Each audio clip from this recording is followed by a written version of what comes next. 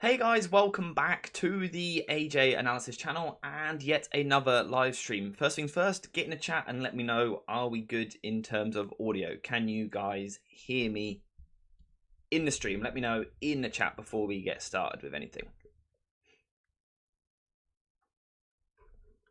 Are we good? Can you hear me? Are we sounding good? Right, before we actually get into the video, we will just wait for a few more people to join the chat. So for now, let me know your thoughts on that game between Manchester United and Chelsea last night. What were your thoughts? Covered it this morning in the video. Hope you enjoyed it. A few of you are saying already that you watched it. I hope you enjoyed it. What were your thoughts on that Chelsea game? It was a bit chaotic.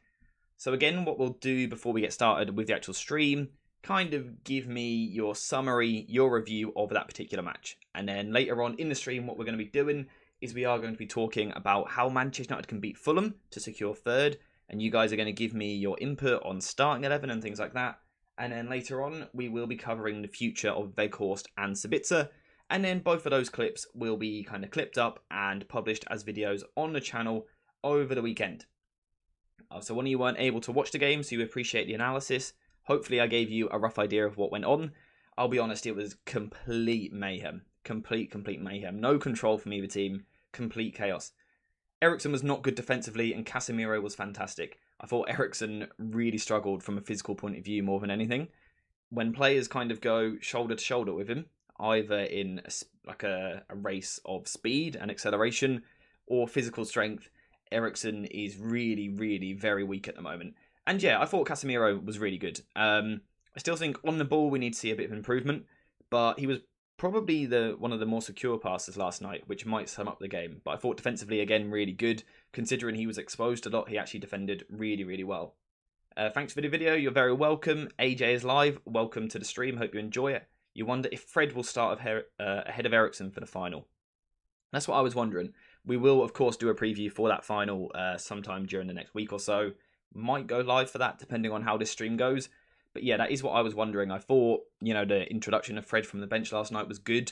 I'd kind of been asking for it for about 10-15 minutes before the sub actually happened. I would not be at all surprised if we see Fred in the starting 11, particularly because it's Manchester City. They're obviously so good on the ball. Off the ball, you need to be really very good. And we did see Fred do a decent job on Kevin De Bruyne earlier in the season. So that could be something we see. Anyone joining the stream, welcome. Get in the chat below. Let me know your early thoughts on how Manchester United can beat Fulham, what your lineup would be, but also your thoughts on last night's game against Chelsea. Sancho was class, should have had 3 assists instead of 1. Yeah, I think in my video this morning, I probably didn't give Sancho quite enough credit. I think he was maybe better than what kind of came across in the video. He was really good with his performance.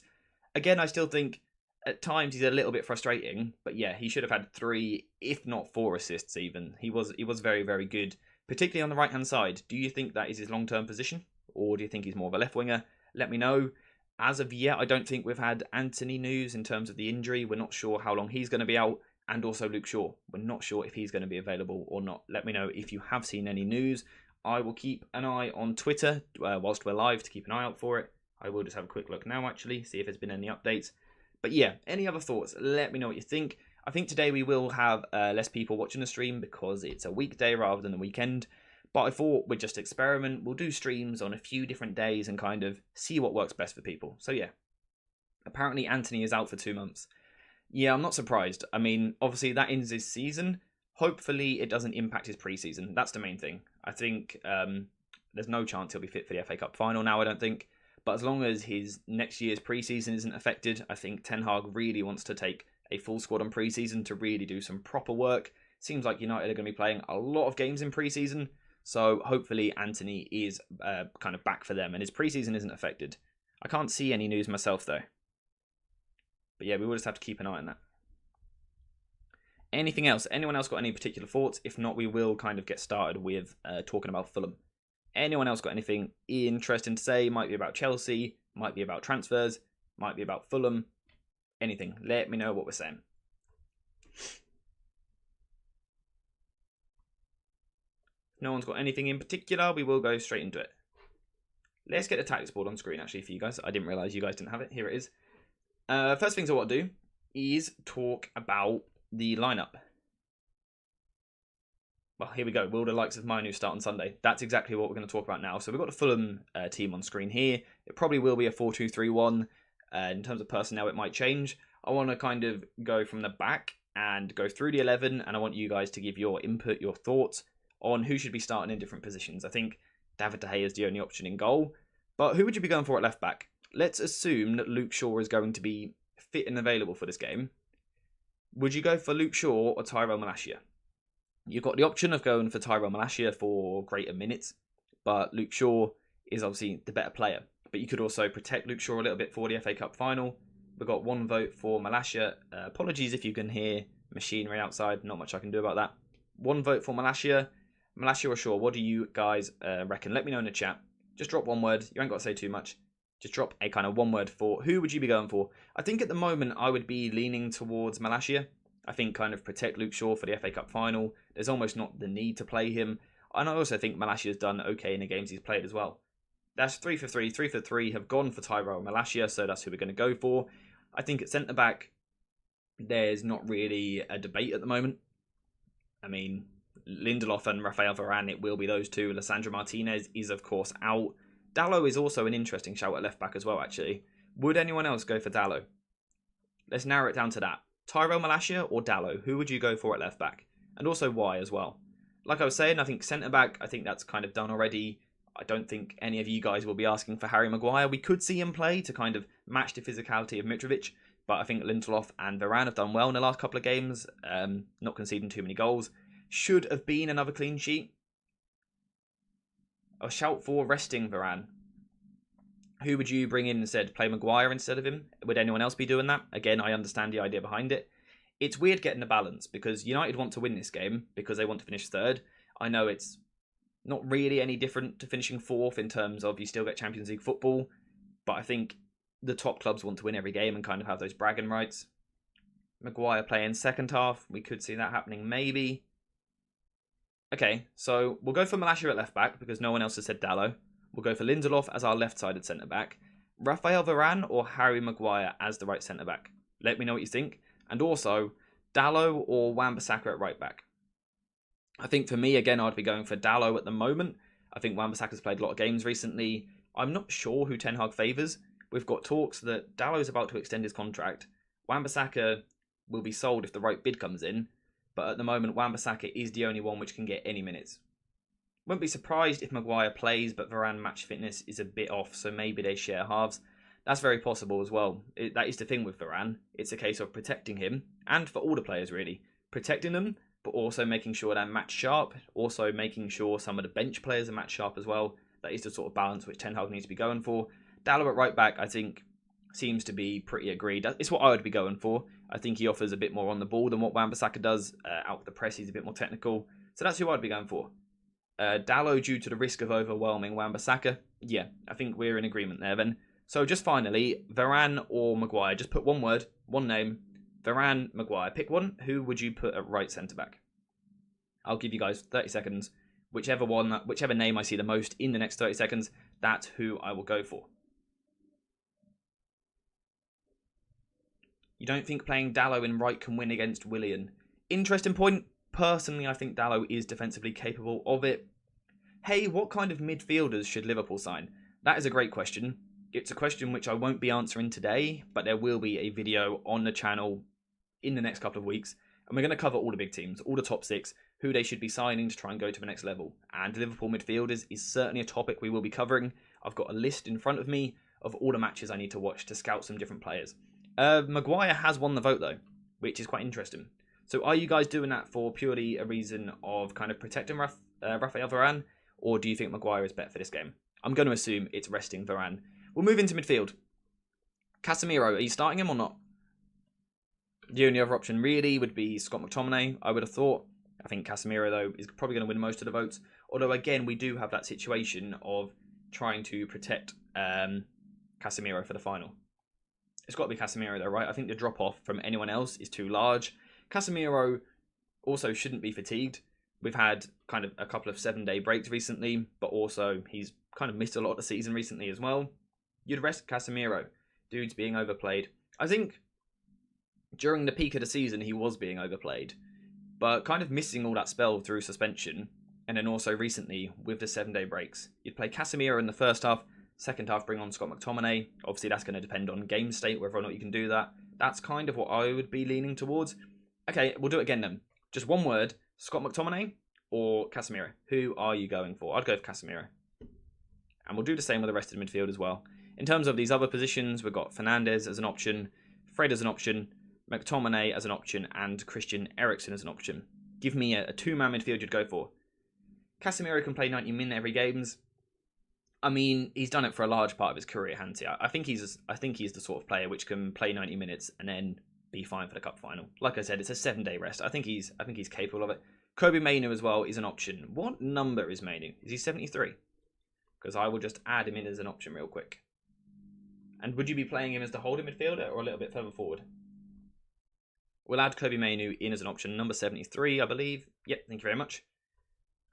Play Casemiro to protect Maguire and Lindelof. That's also very true. If you're going for this centre-back pairing, which isn't United's strongest, you probably do need Casemiro in there to protect them. Two-man midfield, Fernandes and Fred. He has more energy, more athleticism. I agree. I don't know if you hear at the start of the stream, but Eriksen's energy levels were a problem last night, so I would be resting Eriksen for sure. Is anyone else in agreement with that? Zidane, Iqbal.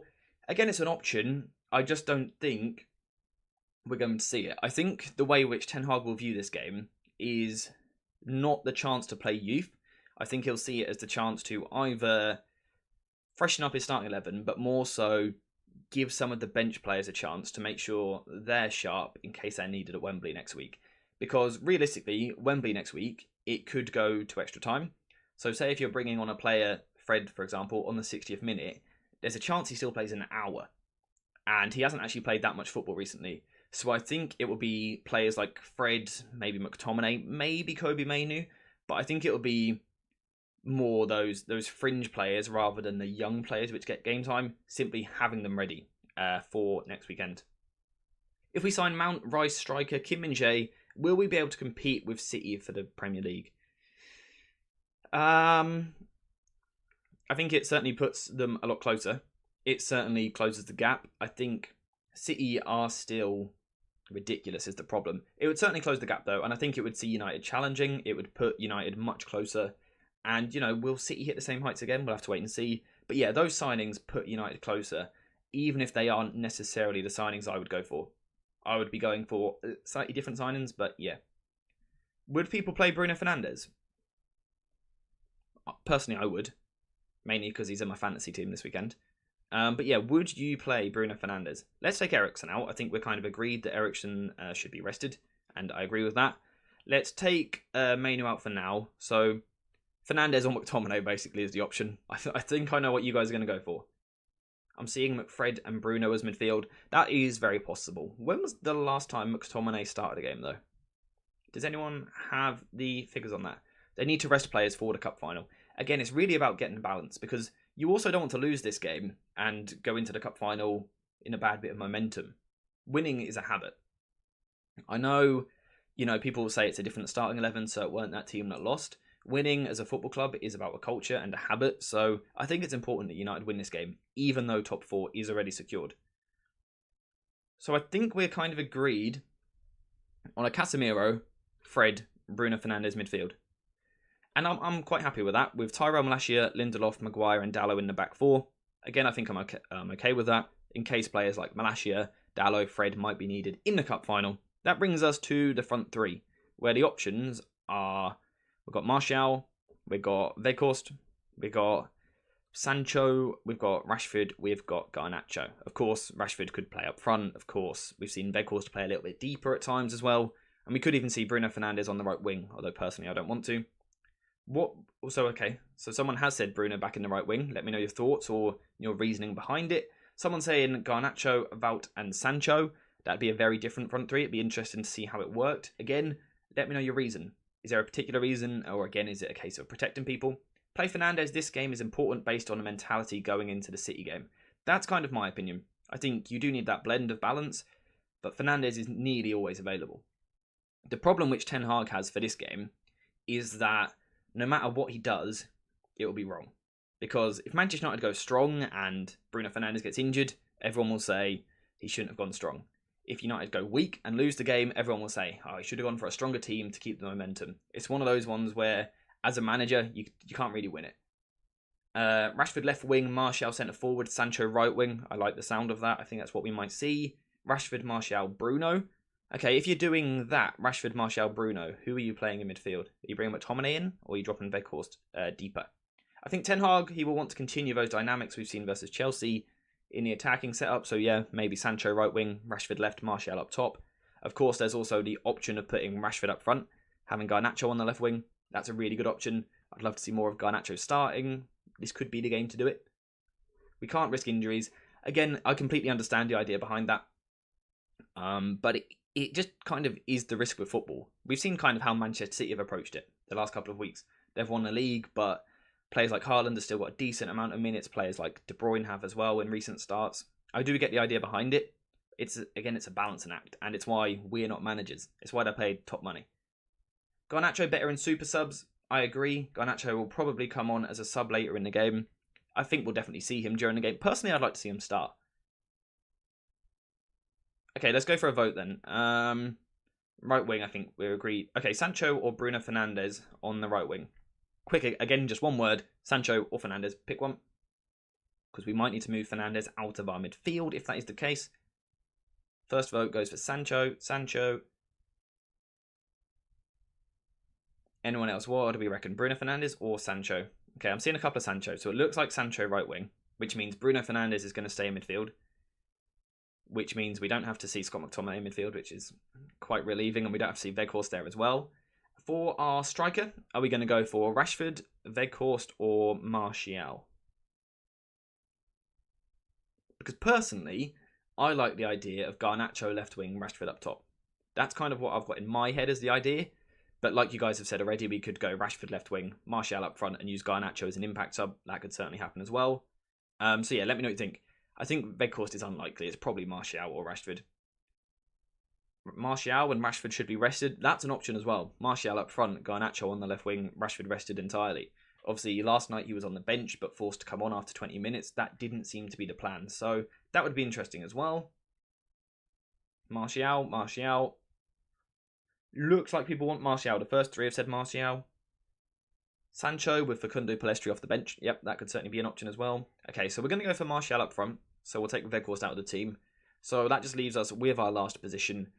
Garnacho or Rashford. Who are we going for? Okay, everyone has said Martial. That is pretty unanimous. Rashford or Garnacho. I think either way they offer something slightly different. I think Garnacho wants to hold the width a little bit more. And I think tactically that could be quite important in this game. Although maybe with Fred playing in midfield that changes, and we'll come on to it shortly. But yeah, Rashford wants to come inside a little bit more, doesn't he? Kind of be direct, get towards the goal, whereas Garnacho is a bit happier to go down the outside. Why do you think so many top teams and coaches are looking at Mason Mount? Klopp seems to really like him when I've seen him speak about him, and Ten Hag clearly feels the same. Interesting. I believe Pep Guardiola in the past has said he's a fan as well. I think the thing with Mason Mount, in terms of why managers like him, firstly, you've got a player who is very technical, very good on the ball, good close control, good passing, things like that. You've got a player who is experienced for a 24-year-old. Like I said in my video, he's played at the Euros, he's played at World Cups, he's played Champions League finals. The only thing he hasn't really done is been involved in a title race, really. He scores goals. He has some really good goal-scoring numbers, creativity. Again, if you saw the video the other day, he's created a lot of chances in his career. But also, off the ball, he's really very, very, very good. And, you know, he kind of gets labelled at times as like a teacher's pet for the manager. But that's just a stupid way of saying he works hard. He works really incredibly hard. So I think that's why so many people like him. Do I think he should join United? I'm not sure. I'll kind of expand my views on that during the summer. But yeah, I love your content. Keep the grind up, man. Thank you very much. Just quickly, back to the vote. Garnacho or Rashford. I've seen a couple of Rashfords. Rashford with Garnacho coming on as a super sub. What do we reckon?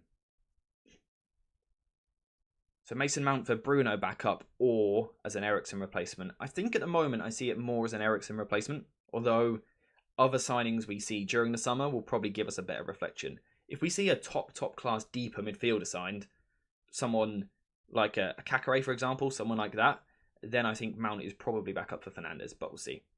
Okay, I think the vote is probably just gone about to Rashford here, which is actually a little bit surprising. I was expecting more people to go for Garnacho, so that's quite interesting. So let's go Marcus Rashford on the left wing, and we're going to use Garnacho up here as a super sub. We're going to use probably Weghorst at some point as a sub, and probably Luke Shaw as well. No, not Luke Shaw, sorry. I meant to say Christian Eriksen. And maybe we can get someone like Kobe Mainu off the bench. Is everyone happy with that starting 11? I mean, it looks pretty good to me. You've got the ball playing of the centre-backs. You've got two full-backs, which are comfortable under pressure, but also capable of inverting during the game, which could be interesting. You've got a bit more defensive security in the midfield with Fred. You've got a bit more energy in there as well. You've got width from Jadon Sancho on the right-hand side, and off the back of a good performance. Martial up top. Before we actually go any further, what did you think of Martial's performance against Chelsea? I was a little bit underwhelmed. He's done certain things really well, and he's in the right place for his goal, which is nice to see. But his touch was really loose. And I'm not too sure why, because his touch is normally very secure. He's a very good technical footballer. So let me know why you think his touch was just so off. Yeah, first comment there. Martial was okay. Some of his touches were so poor. I didn't quite understand why. And also, he had this tendency to hold on to the ball for a bit too long. What he's normally really good at is kind of receiving the ball from midfield. Let's drag the ball up. He brings the ball in, protects the ball well, and then lays it off to someone else and brings them in. There were times where he just wanted 8 or 9 touches on the ball. I don't know if he was trying to slow the game down, which kind of makes sense, but he just didn't do it very well. He doesn't seem very sharp to me. Fitness could be the case. He hasn't played much football this season at all, really, but that's the problem with Martial. It always seems to be the case. He always seems to be injured, then he gets back, he's building sharpness, building fitness, starting to look better, gets injured again. So that's a problem with him. His first touch and killer instinct was poor. Yeah, he had a couple of chances. One big chance where he tried to take a touch when he should have just shot first time. That's one which I completely forgot about in my video this morning. Yeah, he had a big chance to score. Yeah, someone else saying that's a good point about the fitness. I do wonder if that is a problem. Injuries has dealt with Martial's confidence. It also could be true. When you get injured a lot, you do kind of have that kind of in the back of your mind subconsciously. Are you a little bit worried about going into certain tackles and things? That could be something with him as well. Apart from Maguire and Malacia, this is my FA Cup final team. That's interesting. Is there a particular reason you're going for Dalot over Wan-Bissaka? Because at the moment, Ten Hag seems to prefer Wan-Bissaka. I don't know if it's for his defensive ability. Like I said, I'm a little bit confused on that situation. Because if you listen to Fabrizio Romano, which most of us do, Dalot is about to extend his contract, and United are willing to, quote, listen to offers for Aaron Wan-Bissaka if the right offer comes in, but Wan-Bissaka's getting a lot of starts. So I'm not too sure what's going on there. Are we going to see a right back come in the summer? Genuinely no idea. More so that Aaron Wan-Bissaka hasn't done much to be dropped. That's also a really good point. It might just be a case of Wan-Bissaka came in for a few games and, like you say, played well, didn't deserve to be dropped. That could absolutely be the case as well. There was one game where he was a little poor defensively. I can't remember who that was against. I think it was the second half against Spurs. He was a bit slow getting out to one of the crosses, weren't he? I think Perisic crossed from the left-hand side. He was a bit slow. So it might be that sort of thing. But yeah, I do understand the logic behind it. So, is everyone happy with that starting 11? If so, what I'm going to do is kind of ramble through this team, what I like about this team, what I like about the starting 11, and then I will discuss tactically how United can overwhelm this Fulham team, and then I'll come back to chatting with you guys. So if everyone is happy with this starting 11, I will just have a quick drink. You guys should do the same. Stay hydrated.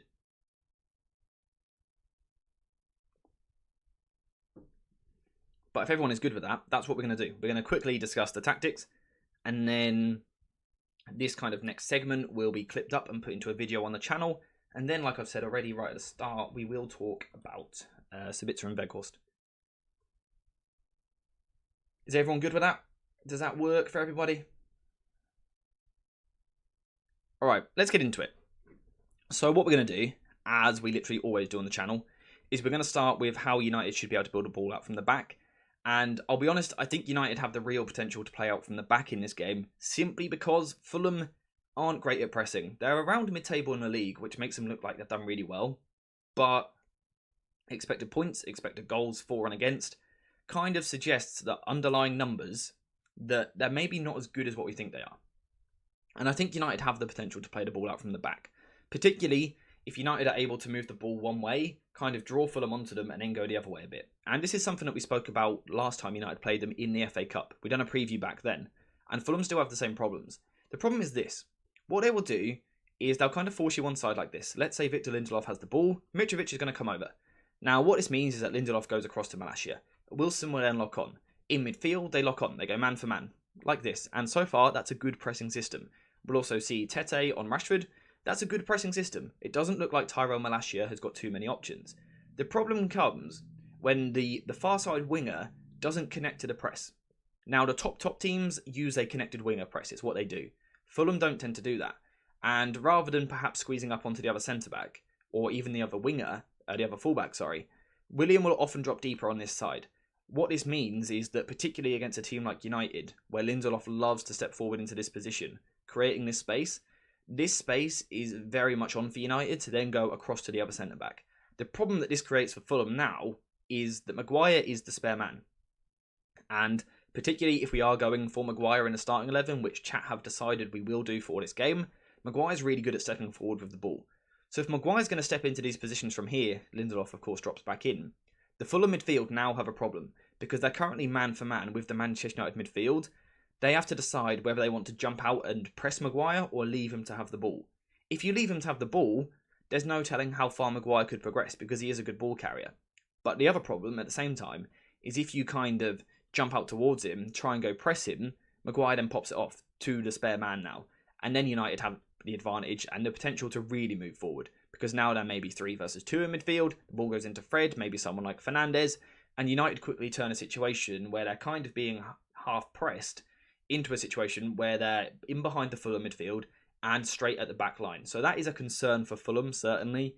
Their press isn't really up to scratch. United, I think, have real potential to play through it. Now, if that is happening during the opening stages of the game, United need to take advantage of it. Recently, again, we've been speaking about it in chat, United haven't been clinical enough at all recently. United need to be clinical during the opening stages because Marco Silva isn't daft. If things kind of aren't working and the press isn't working, he will eventually drop off. So United need to kind of take advantage of this numerical overload whilst they have the chance. So we'll just have to wait and see if that happens, wait and see if the players perform. But if they don't, Fulham will drop into what essentially becomes a sort of a 4-4-1-1 like this. So the question is, how do United kind of take charge and dominate from here? So chat for you guys, this is where I want you to come into it. Do you think United should build a back 2 or a back 3? Personally, I prefer the back 3 at the moment. Kind of go through spells between a 2-3 shape and a 3-2.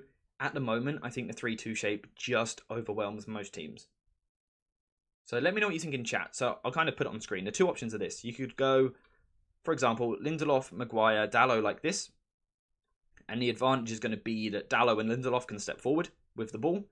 Or you can go more of a 2-3 shape like this. And you're still outnumbering Mitrovic, but it's a bit easier for him to press. But you have now got an extra player further forward. So what would you prefer? Personally, I'm going for the back 3, but let's just see.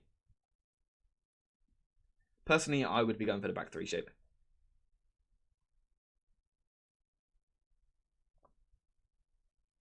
The first comment there looks spot on to me. Should be able to use a 3-2 and overload the midfield/attack. Completely agree. Back 3 is better because of our centre-back ability to push in midfield. I completely agree. And I love that from you guys. Looks like...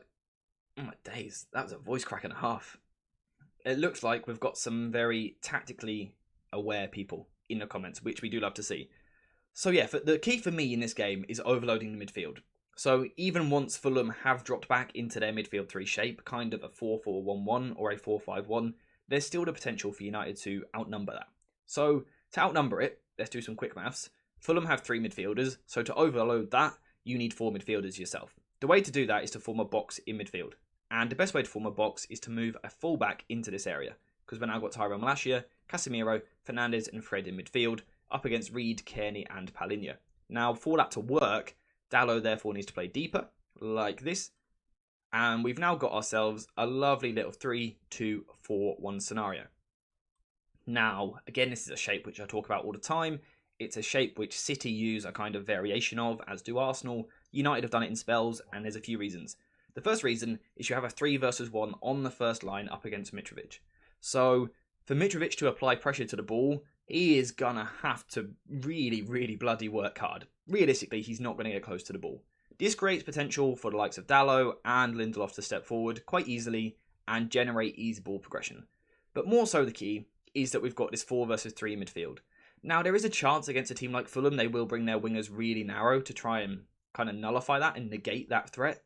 What you have from here, though, is the wide centre-back stepping, getting the ball wide to someone like Marcus Rashford and Garnacho later in the game. They're going to take on the fullback, and from Fulham's point of view, that's quite worrying because you've allowed United to progress the ball really easily. Same on the other side. Dalot could step, feed the ball to Sancho. Sancho in particular is really good at carrying the ball forward as he steps up the pitch, and I don't think Fulham will want that to happen because it makes ball progression far too easy. So I do think the wingers will be a little bit wider. But this is where they create another problem for themselves, and this is why this United system could be so good. Because of that 4 versus 3 midfield, you either have a situation where your double pivot in Tyrell Malacia and Casemiro, a 2 versus 1 in the 10 for the opposition, or the other way around is that they change shape, try and press you a bit higher, move the midfield further forward, but then you have your 2 higher 8s, in this situation Fernandes and Fred, either side of Paulinho in the pockets. By outnumbering them 4 versus 3, you're just opening up channels where you can pass all over the pitch, and this is exactly why United should go for this shape. If they're doing that and playing well and connecting their passes, which, to be fair, isn't always the case, they don't always connect their passes in this team, but if it is the case, United should be able to move forward during this game quite easily. Of course, this won't be constant. Fulham are a good team, they're good at quite compact defending at times, but there will be spells where this shape will work and get through the team quite easily. And ultimately, that is what you're going for from a tactical point of view. You can't often completely destroy a team for 90 minutes. You're trying to play to give your team the chance to have moments. And when you create moments in football, then it comes down to the attackers. So let's look at the attackers. Let's say Manchester United's box midfield. This 4 is progressing the ball well. Can United hurt this Fulham backline? I'll tell you now, the answer is yes. If you quickly look at the thumbnail for this video, you'll be able to see exactly why.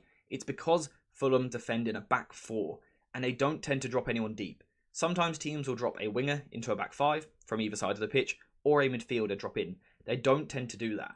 And this is where it's problematic for Fulham, because they can be overloaded in the first phase with the back 3, then overloaded in the middle phase with the box 4 for United, but then also on the last line. If Marcus Rashford's going to push forward, which he obviously will, Fred's going to push forward, Fernandes is going to push forward, and also Jadon Sancho. We now have a 5 versus 4 situation. And against a team like Fulham, this is even more important than what it is against other teams. And the reason for this is because Fulham really defend heavily on the ball side. Some teams prefer to kind of step off and they're keeping an eye on their back post constantly and they're defending the area a bit more. Fulham tend to gravitate over towards the ball.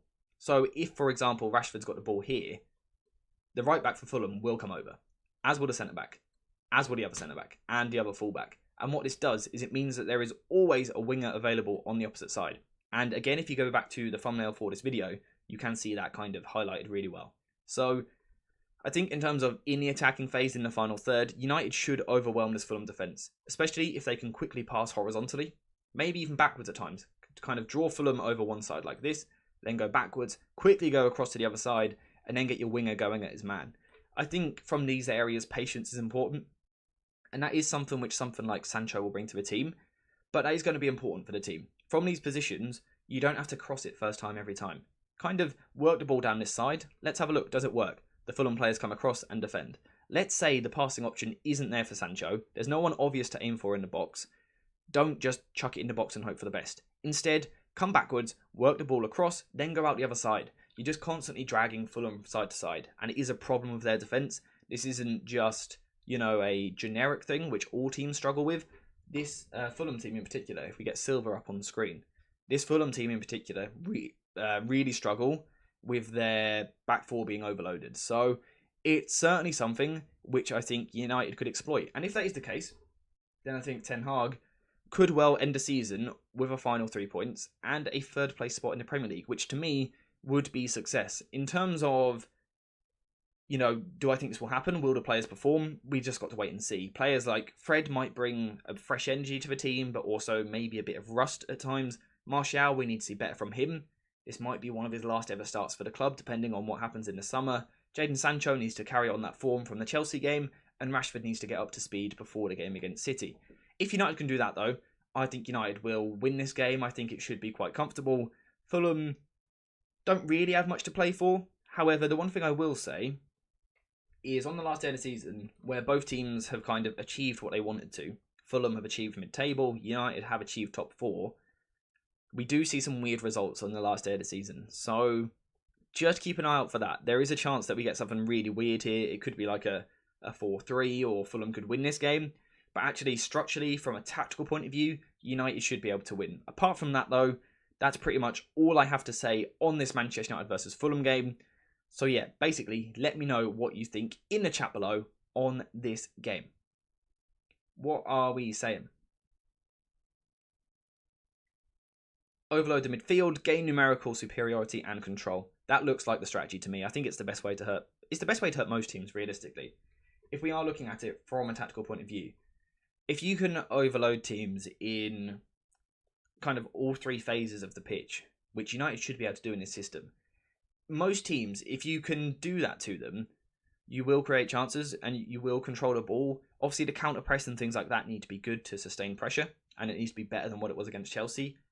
But if you sustain possession, sustain control, and dictate a game, you are then looking for a moment and a bit of a spark from Rashford, Martial, Sancho, but that's why you pay these attackers the big bucks. And obviously Garnacho coming from the bench as well. I think United will be okay in this game. What are your thoughts on Ten Hag being very underrated in media and doesn't get his flowers? He is doing a fantastic job. Honestly, my thoughts on mainstream media in England in particular, not too high. I think the coverage is really poor. I think tactically we never really see anything. We see this team won, that means they played well. This team lost, that means they played badly. That's basically what we see from the main media. I think he's been really good. Yeah, he's not even in the top 6 manager. It's a weird one. The awards, again, are really weird. Just the whole way in which mainstream media deals with football, I don't entirely agree with in this country. Because, yeah, the English tax is unreal. Maybe it's a weird one to gauge manager of the season. Apologies if I just hit the mic. Because Ten Hag has obviously tactically set up his team better than, for example, the Bournemouth manager has. Ten Hag's got his team playing better football. But it's all about what you achieve compared to what you were expected. 4th was roughly United's target, so hitting 4th is about right. Whereas, say, for Bournemouth, everyone had them to go down to be safe with a few weeks to go is a big achievement. So it's a weird dynamic. I don't understand it half the time. We know the work he's done. I reckon even he himself wouldn't want them until we win the league. That's very true as well. Why not go under the radar a little bit? United have been headlines for all the wrong reasons for the last few years. Go under the yeah. Ten Hag has his favourites that he plays regardless of how they play. Eriksen and Antony are prime examples. Do I completely agree with that? In a sense, I do think so. I think even players like Weghorst have got more minutes for a longer period of time than what they should have done, which will lead on quite nicely to the next topic. I see what you're saying, but I think it's more because Ten Hag values profiles in a team. He has a very specific job, what he wants of his right winger. Antony is the one which ticks that box. And I think that's what it is. Let's just go back to this screen just so I can change something on the tactical board before the next little thing we're going to talk about. But yeah, I do get where you're coming from, but I don't necessarily always think it's true. I think the squad depth at United is really poor as well. I saw a comment last night during the game, about 30 minutes in, people saying this is the problem. The team's really tired because of a lack of rotation, and Ten Hag hasn't managed the minutes well. I understand that, but the squad is limited. There are only so many players here which deserve to be in the starting 11, so I think that's why at times that has been the case. So I think maybe when he has a better squad, we can then judge him. If next season he still doesn't rotate enough and things like that, then I think we can be a bit harsher with our criticism. But at the moment, whilst he has a very limited team, there isn't a like-for-like swap for Eriksen. He's the best controlling midfielder we've got. And there isn't really a like-for-like swap for Jadon Sancho either. So I think that's why we've seen it this season. It'll be easier to judge next season how well he's doing it. Apologies, I'm looking away. I'm just sorting up the tactics board for the next video. Every manager wants his signing to succeed. Do you mean that in a positive or a negative way? Are you saying he kind of plays them because he signed them and he wants to prove they're good? Is that what you're going for there? There's been so much pragmatic decisions made because of squad depth. Again, if you look at this squad, Did any of you actually do pre-season predictions? Like before the season started, did you write down like your order of 20 in the Premier League? Because I personally did, and I did it with a few other people. Not a single one of us had United in the top 4. If you look at the BBC, I think they've got 22 pundits. Only 2 of them had United in the top 4. United were really in a bad place this time last year. Under Ralph Rangnick, after the whole Ollie kind of collapse, United were terrible. So yeah, someone said here, I said we finished 5th or 6th. That's where I had United. So to finish 3rd, hopefully, to win the Carabao Cup and be in an FA Cup final, I think it's a good season. But what we've got to remember is this squad isn't great. It really isn't a very good squad. If you take certain players out, for example, you take Fernandes and Eriksen out, just those 2, not even the most ideal players for the role they play. You're bringing in Fred and McTominay. It's night and day the way that they play. It's completely different, and that's the problem. Someone else said finish 6th. Yeah, I think that's where United were kind of expected to finish this season. And what that probably points to was the fact that before the season started, we all thought the squad was really bad. Ten Hag probably thinks the same, and that's why he hasn't rotated. So I do understand the lack of rotation. I do understand completely why we've seen it. Any other questions on Fulham or just anything in general on Mason Mount, anything like that? I'm good to have a little bit of a chat, and then we will go on to the next video. So yeah, a couple of people saying finish 6th. That's what we expected, right? So Ten Hag's overachieved, if anything. In terms of the manager of the season debate, it doesn't bother me too much just because I don't really massively value the opinions of the people which make those awards. So our main objective was top 4 plus domestic cup. Yeah, and we've hit that. On top of that, 2 finals and a trophy. Exactly. You imagine United win the FA Cup final. I think that would be an incredible season. Like a really, really good season. Not just, I think it's a good season anyway, but winning 2 trophies along the way would really cap it off really nicely. Anyone new in the chat right now, welcome to the stream. Hope you enjoy it. Let me know your thoughts on United versus Fulham, United versus Chelsea, Sabitzer, Weghorst. Any transfer news, let me know what you're thinking. Which striker would I want at United if I could get anyone? For me, there's probably my top 3 would be Harry Kane, Victor Osimhen, Evan Ferguson. Personally, I'd be going Harry Kane. That's my thoughts on it. Ten Hag has won more games in his first season than any other manager in United history. I mean, if that is true, we don't need to say any more than that. I believe you. I believe that stat is true, so fair enough. Martial doesn't have that quality anymore. He needs to go. I agree. Will Lautaro Martinez fit in our system? Not sure. I'd have to look into it and kind of scout him a bit more. Let me know what you're thinking, though, just in general. Everything United.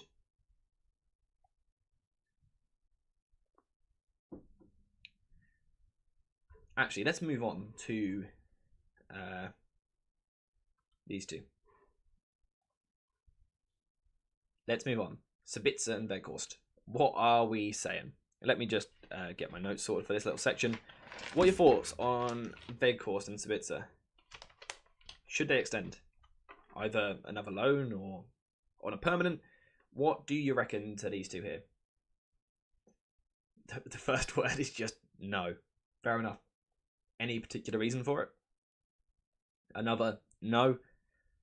Either of them getting a chance? Another no. Okay, you guys are not big fans of these 2. Don't buy them. Okay, would you take either of them on loan? Because I know there are people that like Sabitzer in particular. Weghorst, I think he did well as cover, but shouldn't be extended. Okay, let me throw an idea out, right? Let's get the tactics board. Let's say Martial was sold in the summer. My voice is really going today. I'm not sure why. Let's say Martial was sold in the summer. And, Rashford is viewed as a left winger. United now have no strikers. United spend, again, I'm just going to throw a figure out there, 90 million on Harry Kane in the summer to come play a striker. You need a backup striker. Would you take Weghorst on loan again, or a £12 million move for the sake of having just some sort of backup striker who is always available? Let me know what you think. Don't buy them. Weghorst, I think he did as well as cover, but shouldn't be extended. Sabitzer is decent, but too injury prone. Weghorst, you know. Sabitzer had been quite injury prone, to be honest. Sabitzer had 3 injuries in 4 months. Sabitzer, no, I don't think he has enough athleticism, and he's quite injury prone. Very, very true. Would you consider either of them as just squad players, though? Let's say, let me just put Kane on screen here. What number would Kane be? Would he be number 9? Let's go for Kane as 9. Let's say Harry Kane is Manchester United striker next season. Oh, apparently I can't spell. Let's say Kane is the striker next season. Martial's no longer at the club. Would you sign Weghorst for 12 million as a backup? Because you know he's always available. He kind of knows what Ten Hag wants. He works hard. He is passionate. Would you... Yeah, the shout is Højlund as backup. I completely get that. The problem is it's then 4 times the price. That's the problem. Although Højlund is really good. Definitely keep an eye on him. Sabitzer doesn't suit us. I think that's where a lot of people will be going. Rabiot over Sabitzer. Weghorst, no chance. What's your reasoning? What's the main reason on Weghorst? I'm seeing several reasons on Sabitzer in terms of being injury prone and things like that. Weghorst, 1 season, loan, would you be tempted? And if not, what's the main reason? Is it he's not quick enough? Is it his finishing? Is it his passing? What is it? Mobility? If we are really signing Weghorst, I might just get Welbeck. I mean, there's an argument for Welbeck actually as a backup wouldn't be horrible business. Weghorst isn't great at finishing. True. In the typical situation where United have a load of money and they need to strengthen 3 positions, I understand it. You go big and get some really good strikers. The problem United have is, in my opinion, they need a goalkeeper. They need a centre-back. Ten Hag seems to think they might need a right-back. They need 2 midfielders and they need 2 strikers. You got a penny pinch somewhere. So I just wonder if your kind of second choice striker being very cheap from somewhere. Obviously Rashford could also be back up. Say Weghorst could become 3rd choice. Let's say Kane was to get injured if he was the striker. Rashford could come in as the striker. Garnacho goes to the left wing. Weghorst your 3rd choice. I just wonder if just as a squad player he might be useful. Why don't we just say Højlund? Finishing and composure. That's been the main disappointment for me with Weghorst. He just can't finish. So your problem is, if Harry Kane was to get injured, you then have to start Weghorst, and that's the problem. McNeil 3rd choice should be fine. That's an interesting shout. I haven't followed his development this year. How has he been getting on? Because the other year he looked quite a good young player. Due to the limited budget, Weghorst on loan for 1 more season isn't a bad decision. It wouldn't be terrible. It wouldn't be a terrible decision. It's one of those ones where, again, we kind of sit here, wherever you are now watching this, you might be in your room, in an office, wherever, at work, whatever. It's very easy for us to sit here and go, Weghorst is no good. He's not good enough. But when you're actually building a squad, you do need a utility player here or there who is always available and works really hard and kind of understands the system. What do I think of Vardy? I think he's a really good player, and obviously Prime Vardy was unreal. I just don't think he quite fits what United want. If United are going to really control the ball, is he that box presence? Probably not. He was looking good in the clips, and I thought we were signing a decent player, but in real life his level is Turkey. Fair enough. I think he has disappointed from what we were expecting. I think the same for Sabitzer as well. What I will say is I think they've both been good loan moves. I think they've been good loans. They're just not great players. They've filled gaps. When Sabitzer first came in, Casemiro was suspended a couple of times. Sabitzer played a couple of games in a double pivot alongside Fred. I mean, that was not the ideal situation. That was not what United were planning, but it's what United had to do. Sabitzer done okay. He had a couple of goals against Sevilla. Obviously, we eventually went out, but they were important goals at the time.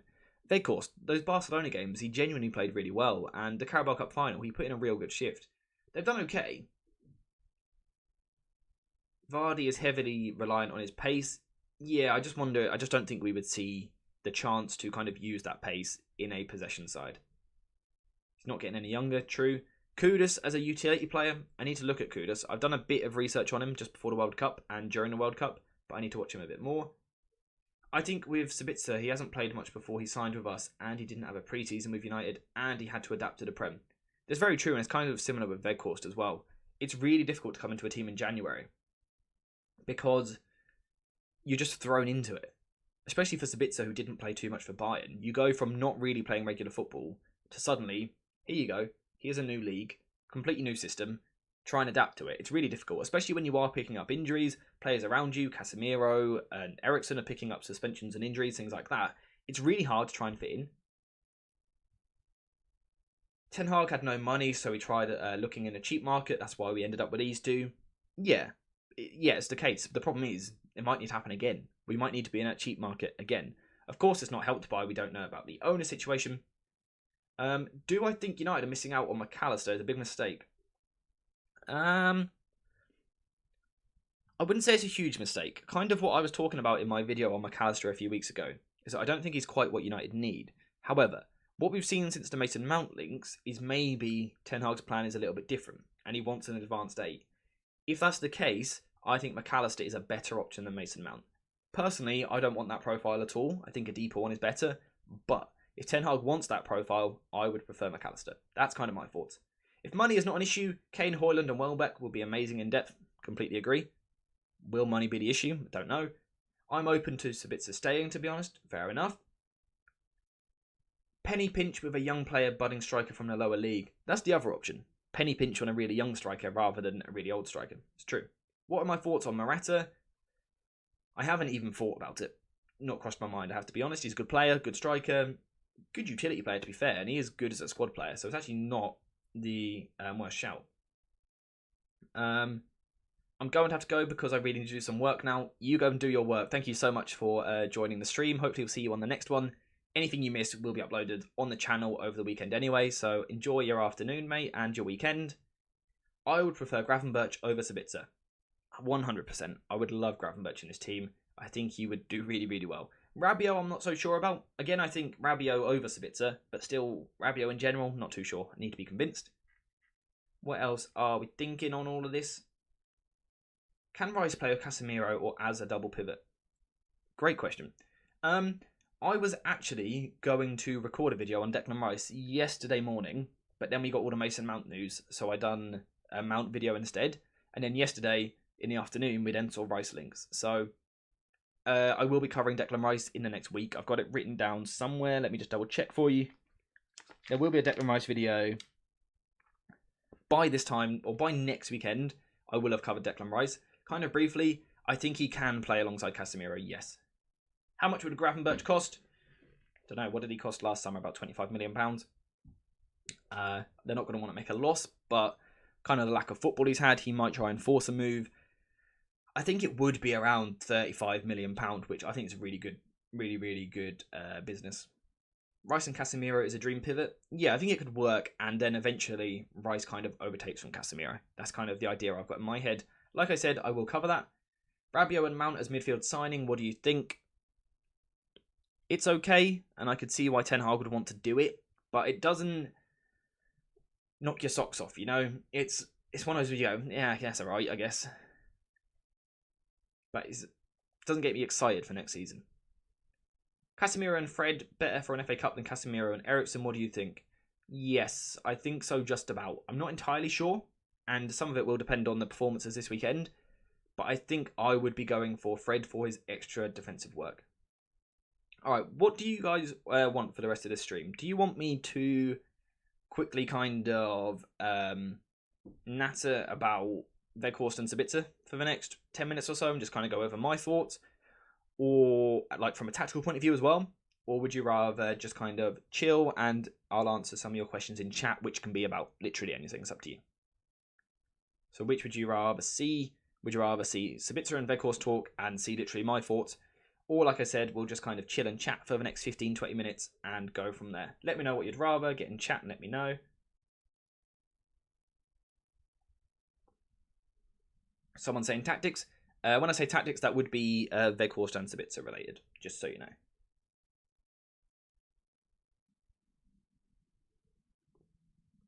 We have got a few people saying to chat, though, which is fair enough. Do I know any gems from the Championship we could go for? There's a couple, which I'm not going to say right now because I might do a video on it. But there are a couple about. Also do a video on Kobe Mainu. I done a video a little while ago. Let me see if I can find when I'd done it. But I did do a video at one point. A couple of months ago. It done pretty well in terms of views. I think he's a really good young player. I think next season he might need a loan, depending on the signings which are brought into the club, but he's a really good player. All right, what we're going to do is we're going to chat. We're going to leave the Weghorst and Sabitzer thing for now. We are just going to chat. So what do you want on the screen? Should we go for these two or should we go for something else? Again, thanks to anyone who is in the stream, by the way. I know we haven't got as many people as what we had at the weekend, but it's a completely different time of day and it is a weekday. So I was aware that we wouldn't have as many people. If you guys could let me know at some point, I might do a community post or you can let me know in chat. What day and time suits you best during the week for me to live stream?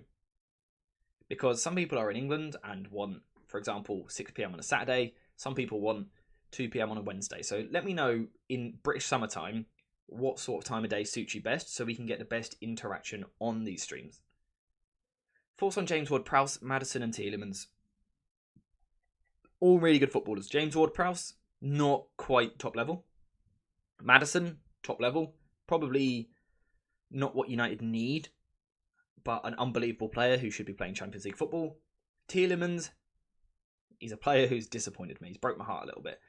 I think he's such a good player and has been a really good player for several years, but this season he's just fallen off a cliff with his form. I have no idea what's happened there. So, yeah, I'm not too sure. What I do just want to do quickly is change the thumbnail on the stream to be Sabitzer and Weghorst. How do I do that? Let me try and find it real quick, and then we'll be back to chatting. So keep getting in the chat and let me know what you guys are thinking. Can Kobe Mainoo have a breakthrough year like Garnacho? He certainly can, because Ten Hag will give young players a chance, as we've seen this season. The question is what season he gets that chance. Is it going to be next season? Maybe. Maybe. I'm not too sure. Does weekends work for anyone in terms of streams? Or not really? Again, let me know what you think in chat. All right, I'm just changing the thumbnail and title for this stream, so just bear with me 1 second.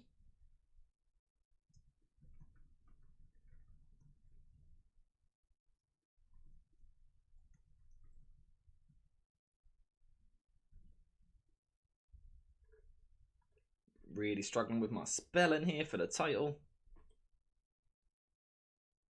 All right, what we are going to do for the rest of this stream is we're going to ignore Weghorst and Sabitzer, and we're just going to have a chat. So basically, get any questions, any question you like, fire them at me, and I will answer. Within reason, within reason. Being a Madrid fan, how do you think Madrid midfield work next season with Bellingham? Great question. I have no idea. Absolutely no idea. The reason I have no idea is because they've got so many good midfielders. Modric and Kroos both extending their contracts, I believe, for at least one more season. You've then got Bellingham, you've got Valverde, you've got Tchouaméni, you've got Camavinga. So many good players. So how will it work? I think it will work well because there's too many good midfielders there for it not to work. But in terms of literally on paper, how will it play out? I'm not too sure. I'll cover it during the summer though, so don't worry about that. Kobe Mainoo needs to go on loan. Probably. I think so, yep. AJ, do you think Man United should train on their direct free kick? I don't think we score once from direct free kick. Very true. And I think set pieces in general. We are one of the worst set piece teams in the Premier League. Sorry, I'm just looking for a different video. I think it's something we need to work on. Did we get a new set piece coach last summer? I think we might have done. But the set pieces are awful. Corners, free kicks, all of it, terrible.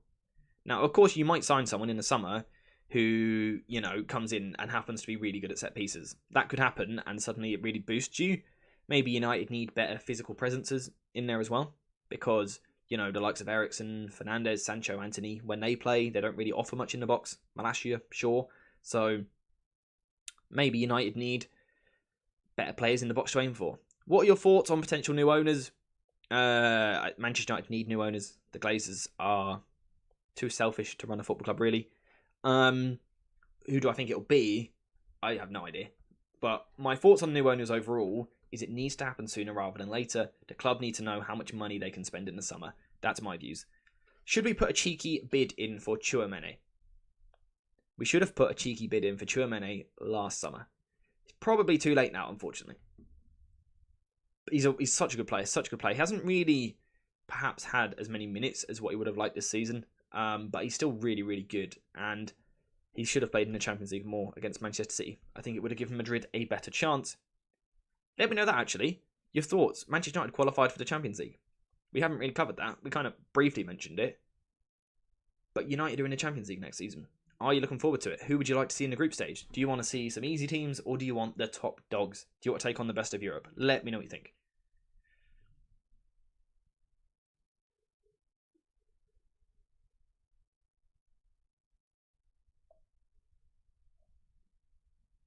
Someone's saying they miss Lisandro Martinez. Me too, my friend. Me too. I miss him more than anything. He's so good. United desperately need him back. I'm hoping he's on track to be back for pre-season, though. Again, a bit like Anthony. It's one thing missing this season. You don't want it to have a knock-on effect next season. So hopefully he's back for the start of pre-season. That'd be useful. No more Thursday nights. Thank you so much. Thursday night football, I'm just done with it. If we'd have won the Europa League, I know we would all be sitting here saying, big competition. No one wants to be in Europa League. No one wants to be in the Europa League. Just a curious question. A big man like Weghorst, 6'6", 6'7", can't be a target for a header, or he just can't win a header. Yeah, why? I knew when we first signed him, I actually mentioned it when we first signed him in my video on kind of his strengths and weaknesses. I said he's tall, but he's not actually the best target man. He's a bit better with his feet than what he is his head and his chest. But I still thought he'd be better than he has been. Like, we've seen him lose headers to players like Gavi in the Champions League. It doesn't really make sense. It's actually a biomechanical thing, and it's the way he uses his body. But you would have thought, with the potential that he has to be a good hold-up striker with his height, you would have thought at some point in his career, in the past 10 years, some sort of sports scientist, or even a coach or anyone, would have worked with him to improve it. It's a bit weird that they haven't, so yeah. Carlo doesn't trust Tchouaméni, he doesn't play him. Yeah, and it's really disappointing because Tchouaméni is one of the best holding midfielders in the world, let alone one of the best young holding midfielders. He's so good. So good. He'll get his time. I'm confident of that because he is very good at football. I want Barcelona so we can put them into the Europa League. I like it. I like the sound of it. It would be a challenge because I think Barcelona will be good next season, although it depends again financially this summer what they can do. If money wasn't the issue, I'll take Kane, Rasmus Højlund, Kone, I assume you mean Manu Kone, Kim Min-jae, Enzo Lefebvre, and Frimpong. Would you add a goalkeeper to that as well? I personally would. Weghorst's reaction time and pace is so slow, any defender can cope with him in the air. That is a lot of the problem. He seems to react rather than be proactive, and I think that's the big difference. At the top level, footballers know what's going to happen a couple of seconds ahead, whereas Weghorst reacts as it happens. That's a big difference, because you've lost... It might just be half a second, but at this level, half a second is such a big margin. AJ, do you think Frimpong would be a good fit? I don't really see the fit. He is basically a wing-back rather than right-back. I think Jeremy Frimpong's really good. Again, I think I covered it in a Scouting for United video at one point. I think he's a really good player. Do I think he fits United? Personally, I don't. Especially with like the latest development of United targeting an advanced midfielder. To then have a right-back, which is also advanced, who's actually playing in midfield at that point, in the deeper areas? So yeah, I think he's really good, but I don't think he's the right fit. Someone's saying they think we are 7 to 8 top players away from the title. Yeah, I can agree with that. Probably 3 or 4 in the starting 11, and 3 or 4 for the bench, for the squad. What we could do actually quickly before we finish is, let's go over some signings. And this is kind of like completely off script. Let me know some players that you guys would like. Let's say we're trying to make a Dream United team this summer. Who are you putting in your team? Let's say we got the players we really want to keep. Let's say are Shaw, Lisandro Martinez, Casemiro, Fernandes. We'll say Sancho/Anthony because they won't be replaced this summer. Rashford left wing. Let's say that is kind of your template for next season, the team we can build. Who would you like to sign? We'll do a proper stream on this at some point, but just out of curiosity, who would you go for from here? So we're looking for a goalkeeper, a right centre-back, a midfielder, and a striker. So 4 signings. Who would you like to see? 13 players will leave. If you could give me a list of just a few of who you think they are, I'd be interested to see. I think it could be time for a big fire sale. I think players do need to go. There's too many players just clogging up the club. Seeing Enzo in Chelsea hurts so much. He is such a good player. I thought he was the best player on the pitch last night, Enzo Fernandez. I thought he was absolutely incredible. Just for the signings, you can add a right back as well if you want. AJ, a quick one. If we get Harry Kane, how would Ten Hag play him? Deeper for link-up play or stay up front as a goal scorer?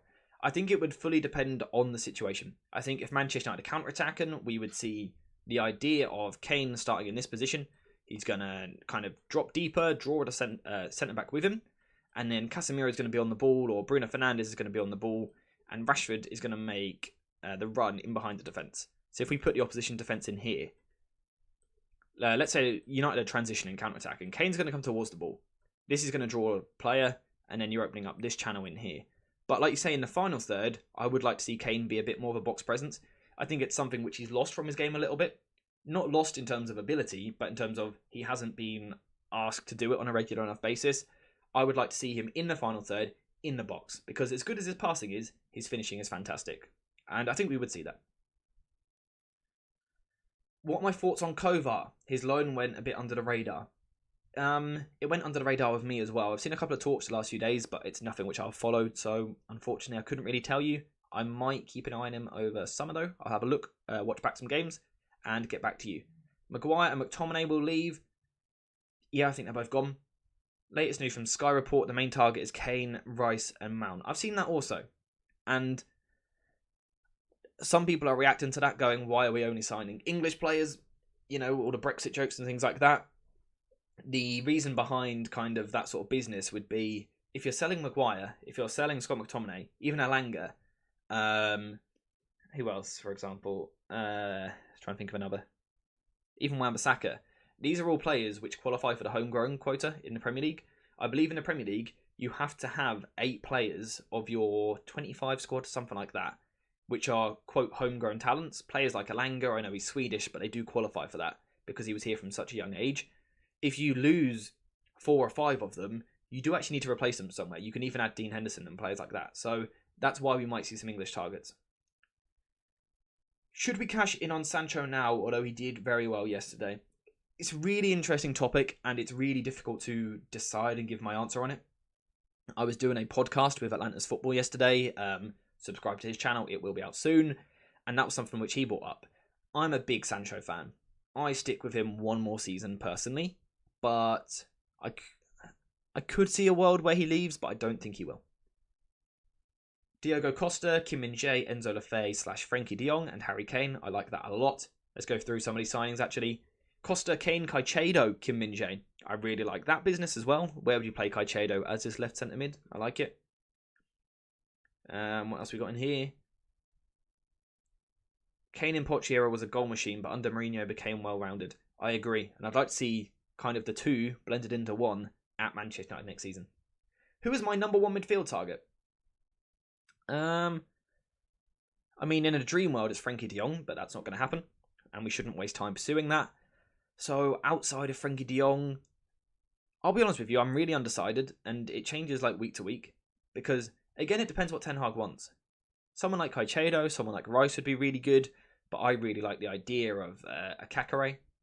Someone who's a little bit cheaper, a little bit more slight on the ball, press resistant, can be high volume. Be very tempted by that. So, yeah, in terms of who my favourite would be for the summer, I actually don't know. I couldn't tell you at this point. I've been doing a lot of research during the season. At the moment, I'm not sure. Big shout out to Victor Lindelof holding us down with Licher out. Victor Lindelof has been quality. Really, really good. That Sevilla game where we, of course, go out to the Europa League. Rafael Varane gets injured. Sandro Martinez gets injured. We all thought the season was over, didn't we? We were probably overreacting a little bit. But, yeah, Lindelof has been absolutely world-class. And that's why he should stay at the club and be back up next season. Phil Jones Maguire as centre-backs on Sunday. I would love to see that. That'd be an interesting watch. Lindelof must stay at United at all costs. I agree. Sancho position will be awkward. He is neither best in right wing, left wing, or as an attacking midfielder. And I think that's the problem with Jadon Sancho. A lot of people have that opinion. When he plays on the right wing, everyone goes, he's better on the left because he can come inside and you get runners round him. But then when he plays on the left wing, everyone says he should play on the right because then it's more natural for him to cross with his right foot and play as a more traditional winger. And then, of course, there's the debate for in the middle as well. So it seems to change. Everyone's opinion seems to change on it. I want to really properly break it down over the summer.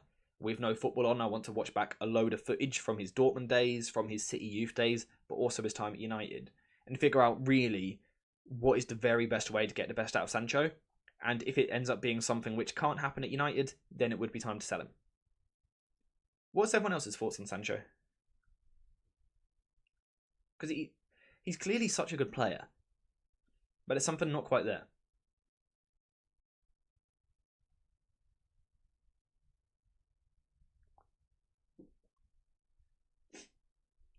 Sancho is more creative on the right, and he attacks more on the left. Not seen enough at United, though.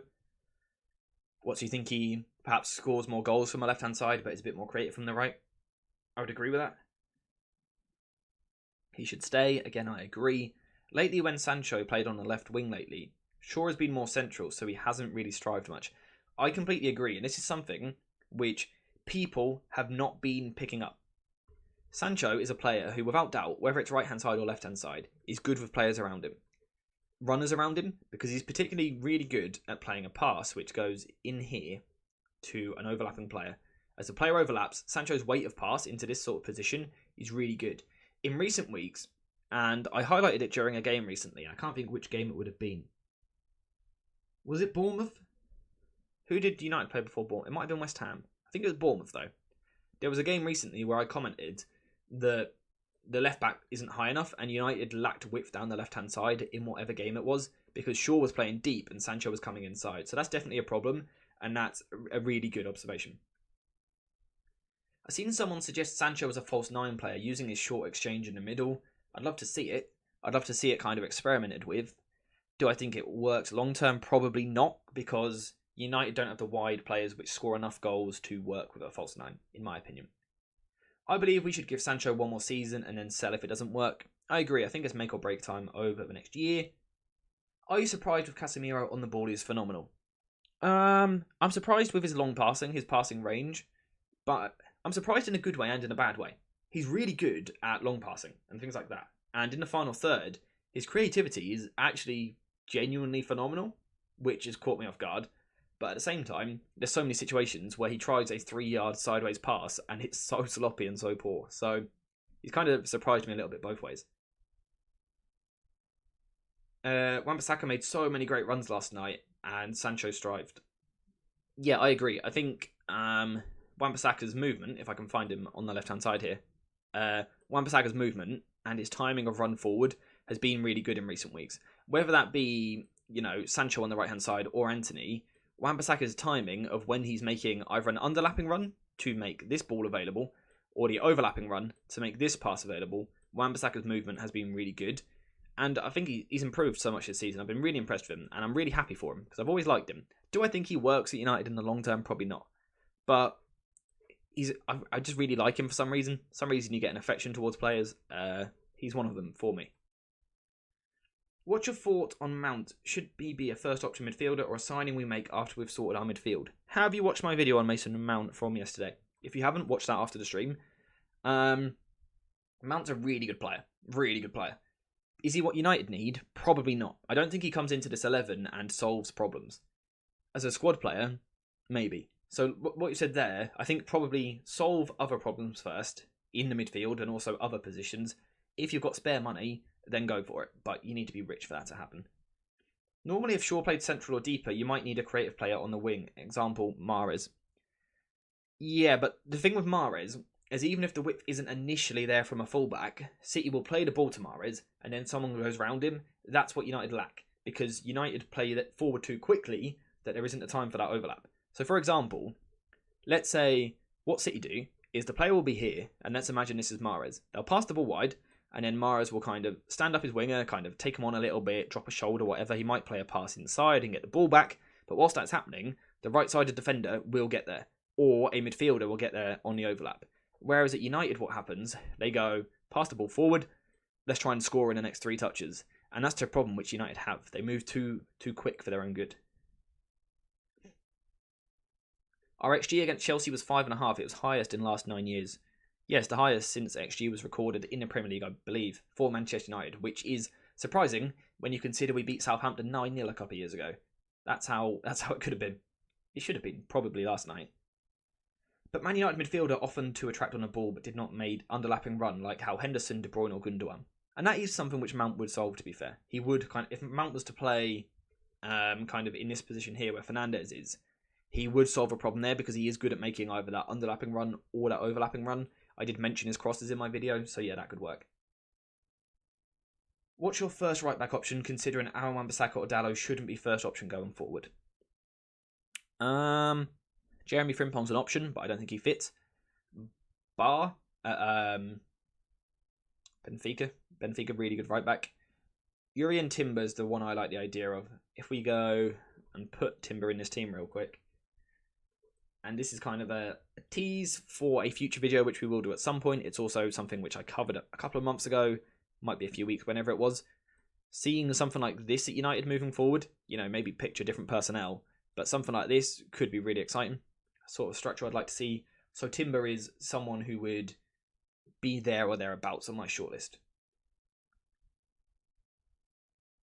To be fair, Wan-Bissaka has been making strides on offensive end. His dribble looks weird but effective. His dribbling has actually always been effective. People have just always mocked because it doesn't look very nice, but it's actually always been effective. I think what he's improved is his passing more so, and his timing of run. His dribbling has always been good. It's still improved further, yep. But his timing of run has been really, really good this season. Amad Diallo is a player like Bernardo Silva. I think he will be fantastic next season. If he can get in the team is the problem. You've got Sancho who wants to play on the right wing. Maybe. You've got Anthony who wants to play on the right wing. Will Amad Diallo get minutes in that position? Or could we see him in this Bruno Fernandes role? I think I mentioned it probably like 5 months ago now. We could see that. Does anyone else have anything else particularly interesting or a particular question I've got which they want to talk about for the next 10 minutes or so? If not, we will wrap up in a couple of minutes. That's a really good point. From Codename CM. However, Mount's playstyle gives me Donny van de Beek kind of vibes. Smart off the ball movement, but not the most creative attacking midfielder. I see where you're coming from. Yeah, he probably does work more off his off the ball movement. His off the ball movement in and around the box is very good. But I also think... Oh, sorry. I just absolutely walloped the mic. I also think he is more creative than Donny van de Beek as well. I don't think you want Mason Mount as your main creator. It's something which I've been critical of Gareth Southgate with England before. I don't think you want Mason Mount as your main creator. But as a secondary creator, I think he'd be very good. And that's kind of what Eriksen does. Fernandes creates the main chances. Eriksen is also there or thereabouts. So it could work. What's your opinion on Facundo Pellistri? Keep or send out on loan? I'd send him out on loan. I think he's about to get a new contract. But yeah, send him out on loan. Like I said already, Sancho, Anthony, Amad Diallo, all competing for the right wing. There's not really room for Pellistri. Does anyone else have anything in particular they want to talk about? Or any particular questions? It could be about the channel. It could be how to analyse matches. It could be Fulham related. It could be Chelsea related from last night. It could be Weghorst, Sabitzer, any United player, any transfer link. Has anyone got any particular questions they want to talk about or not really?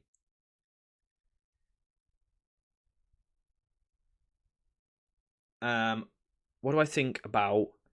How do you pronounce that goalkeeper's name? I'm not trying to be rude. My pronunciation is awful. I've never watched him, so I have no idea. I can't really give you any sort of educated opinion on that, so I won't attempt to.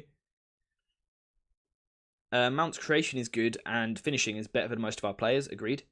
I watched a number of Mount's matches in the World Cup, but Mount role was head-scratching. He played as an advanced 8 or 10, but was not good at all. I think, again, it comes back to that same problem of he was expected to be the main creator. That England midfield at times was either Declan Rice, Bellingham, and Mount, or sometimes Henderson plays in there. As good as Rice and Bellingham are, they aren't creatives. They aren't primary creators. So Mount's role for United would be different. He'd be playing a similar sort of role, or similar sort of position, I should say, sorry, but he'd be playing with someone with a very different role. Fernandes' role, for example, would be very different to a Jordan Henderson for England or a Bellingham. So we would see an improvement, I think, in creativity, simply because he wouldn't be the main creator. He'd kind of have a weight off his shoulders a little bit. So it's important when you judge a player, no matter who it is, that you judge the environment they're in. Because, Mason Mount for England would be a very different environment to Mason Mount for Manchester United, because Ten Hag, compared to Southgate, is much more possession orientated. For a start, even the fact it's club level rather than international football means that you work with the players more. Ten Hag's rotations are better. His principles are much better in possession, as are his rotations in the final third. So when you scout anyone, the environment really is very important.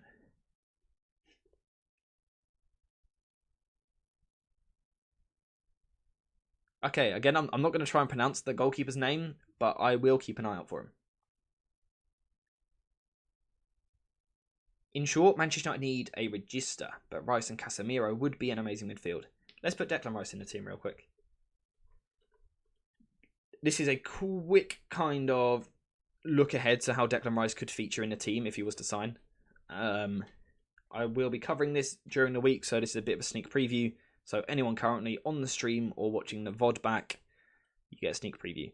The way that Declan Rice, I think, would work in this midfield is something a little bit like this, where in possession, he'd be playing alongside Casemiro. Now, the good thing with Declan Rice is he's very good at rotating, so he could drop into centre-back and Lisandro Martinez could step forward. We could also see a situation where United commit more numbers forward, Dalot pushes forward like this, and you go to more of a 3-1-6, something which Declan Rice would be very good at as the solo pivot in that role. He can also rotate with Luke Shaw and Marcus Rashford on this side. If Shaw's going to come a little bit deeper, Rashford wide, Declan Rice can push forward. They're the sort of dynamics we'd be seeing. Technically, he's very good. An element of press resistance to his game also. He's very, very good. Long passing, good. His driving forward with the ball is good. Defensively, very good. So, I don't want to go into it too much because I will cover it in a video. But yeah, Rice is very good. Rabiot or Kovacic? Kovacic for me, one of my favourite players. United needs Rice more than Mount. I agree. I do agree with that. We need retention profile like Frankie de Jong or others similar. Very crucial. Okay, let's quickly cover this, and this will be the last thing we'll go over today. What type of midfielder would you go for? Because there's two options, and I'm trying to think the best way to display this for you guys. There's one option which looks like this. Let's get a couple of blank players in. And look at a couple of different options for United. One option is for United to build in a structure which looks a little bit like this. You've got one of the fullbacks is going to play high, probably Luke Shaw. The other fullback is going to tuck in. Dalot, for example. Like this. And therefore, in United's midfield, they need a player who's going to be this deeper role. What does this deeper role need? They need press resistance. They need an ability to pass forward with the ball. Defensively solid. That's what they need.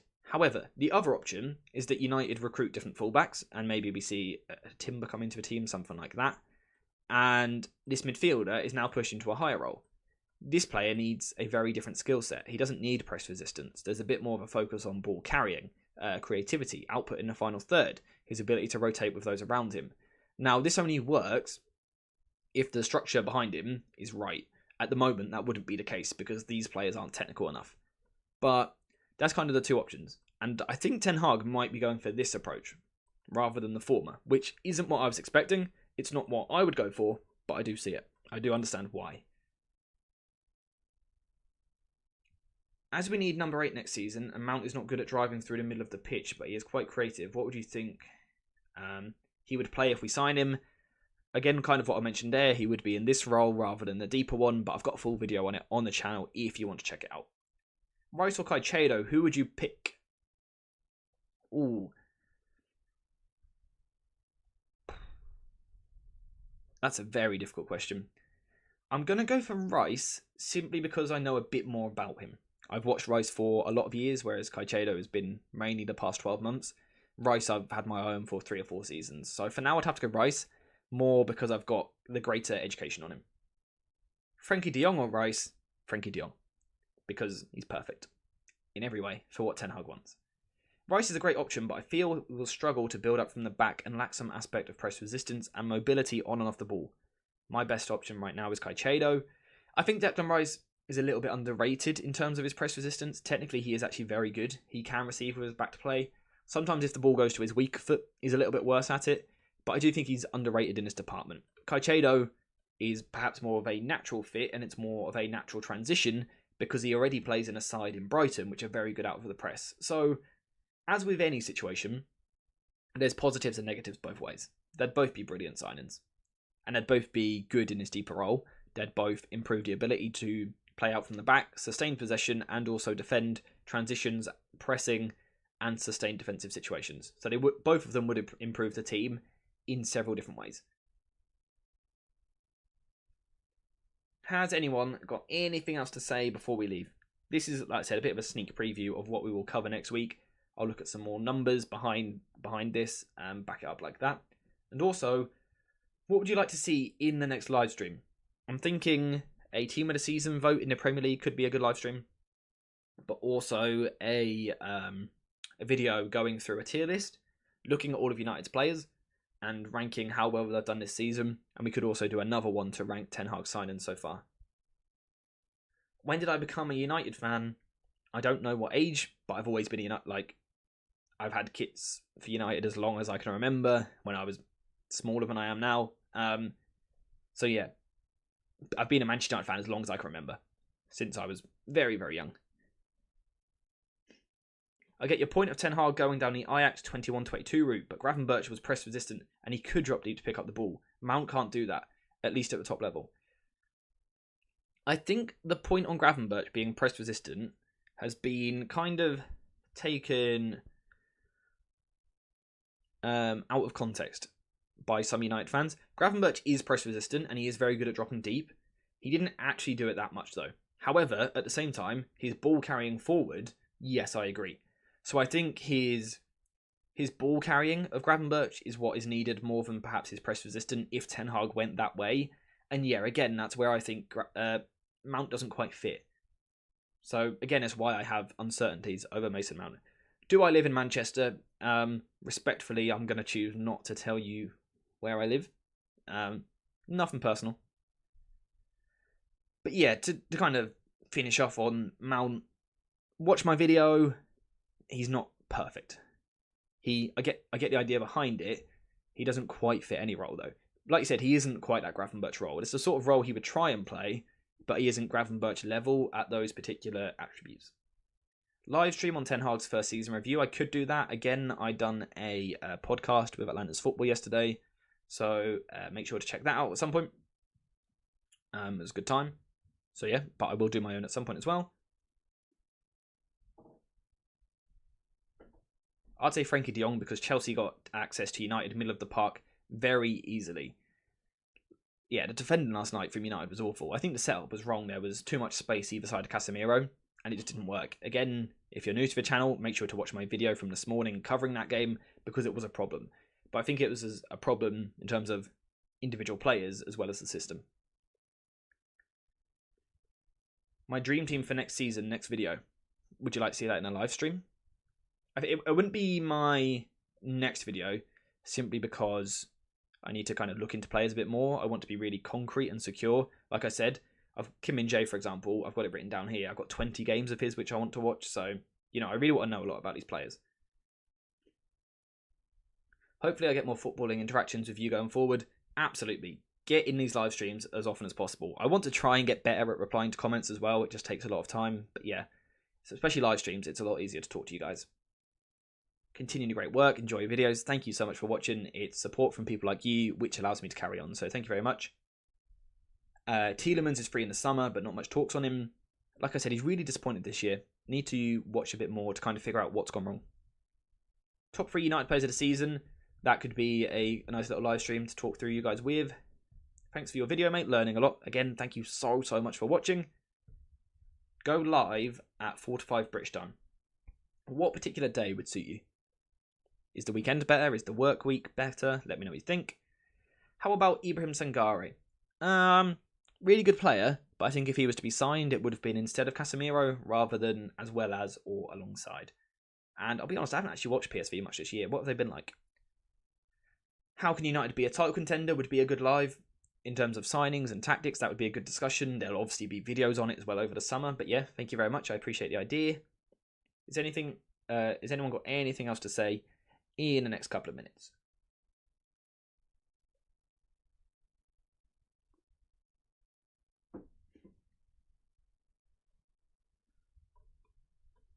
If you haven't, that's fine as well. We have done a lot of talking. Look into Joey Veerman. I will do that for you. Well, that screen's gone. Are we back? Cool. I will look into Joey Veerman. I will do that at some point. Give me a bit of a background on him. Give me kind of your thoughts. What's he good at? What's he bad at? What type of midfielder is he? What profile is he? How old is he? He's 24 years old. I mean, just quickly glancing at his FBref report, that looks absolutely phenomenal, apart from pass completion rate. So that looks quite promising. Let me know what I'm looking for, though. What's good about him?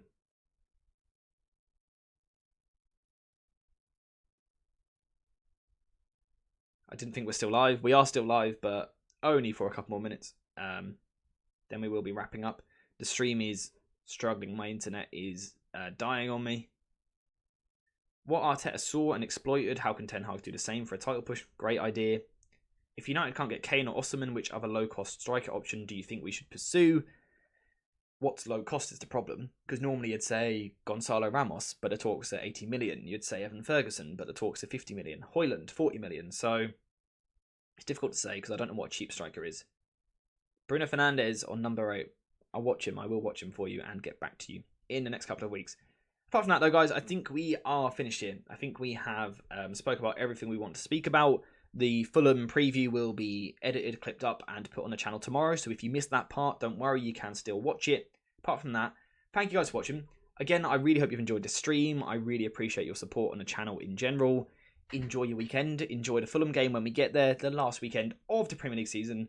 So enjoy the rest of your day. Enjoy your weekend. And I'll see you in the next video, whenever that will be, and also the next live stream, hopefully sometimes next week. So thank you guys for watching, and I'll see you in the next one.